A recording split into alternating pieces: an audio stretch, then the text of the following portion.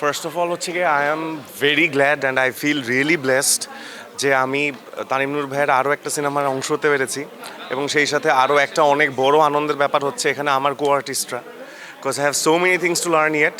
So তাদের সাথে যে আমি এত লম্বা একটা জার্নিতে আছি এটা আমার কাছে অনেক বড় প্রাপ্তি এবং তার থেকেও আরও একটা বড় কথা দর্শকদের জন্য যেটা বলতে চাই যে সামনের ঈদে তারা আসলে উৎসবের থেকেও আরও অনেক বড় উৎসবমুখর একটা সিনেমা পেতে যাচ্ছে, ট্রাস্ট মি।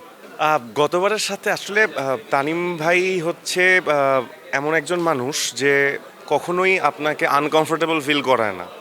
সো তার সাথে ফার্স্ট ওই সিনেমাটা এত আরামসে করলাম, এখন তো যেহেতু আরেকটু ভাই ব্রাদারহুডটা আরও স্ট্রং হয়েছে।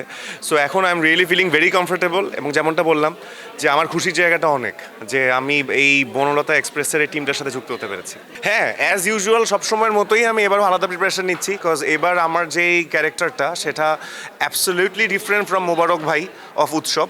সো প্রিপারেশনের অনেক জায়গা আছে, ইভেন কালকে রাত, আজকে, আগামীকাল, এই 3 দিন ধরে আমি এটা নিয়েই আছি, এটা নিয়েই কাজ করছি বিকজ আমার যেই চরিত্রটা ওটা নিয়ে এখন আর বেশি কিছু না বলি, ও অ্যাকচুয়ালি আমি না, he is absolutely someone else এবং অ্যাবসলিউটলি ডিফারেন্ট ফ্রম মি।